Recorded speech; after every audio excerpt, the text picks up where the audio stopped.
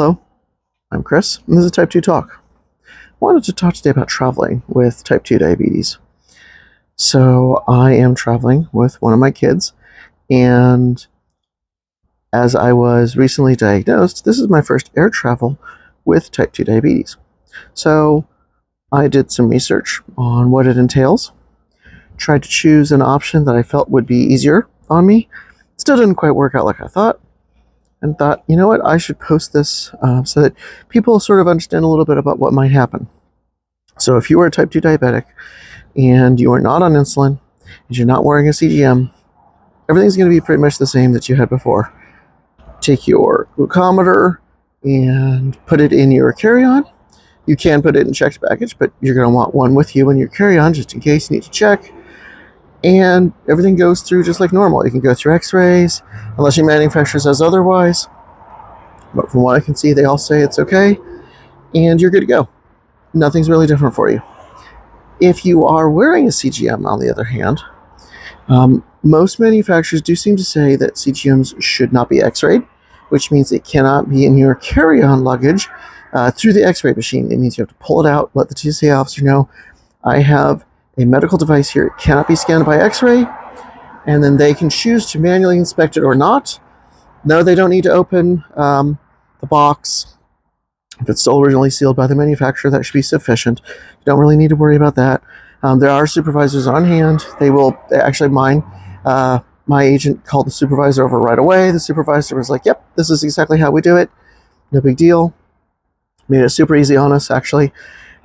If you have a CGM that is on you, unless you want to take it off, you're going to replace it or whatever, you cannot go through an AIT or millimeter wave machine, which means that you may have to have a pat down. A lot of the airports are now starting to get the new AIT machines versus the metal detectors.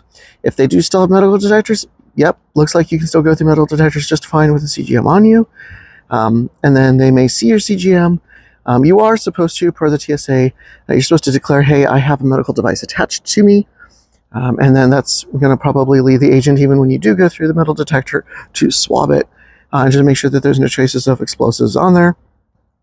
That being said, when I told the guy that I could not go through the AIT machine because I had a CGM on me, he said, then you have to go through the full pat down. I said, then I guess I have to go through the full pat down.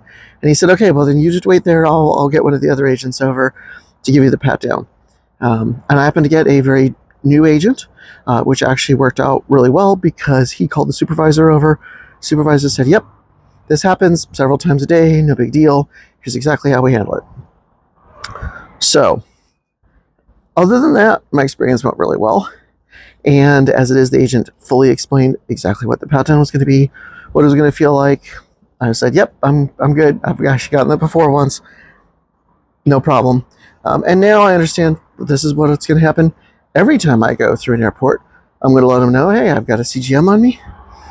And I'm also going to say, hey, I have a CGM in my bag. That can't be x-rayed. I can't be x-rayed or millimeter waved. And so therefore, basically all of it is going to have to get manually inspected. Now, once CGMs are commonly available over the counter, I can probably use one of those CGMs.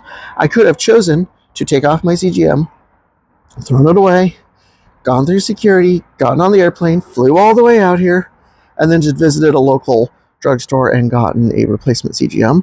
And then when I was ready to fly back, I could have again just thrown it away and gotten one when I was back home. So certainly the over-the-counter availability of those CGMs, I think, is going to be a huge key in making it just a little bit easier on us. That being said, if you're not using a CGM or you don't need a CGM, then you can probably go through just fine. If you do take insulin, you do need to keep that insulin probably cool.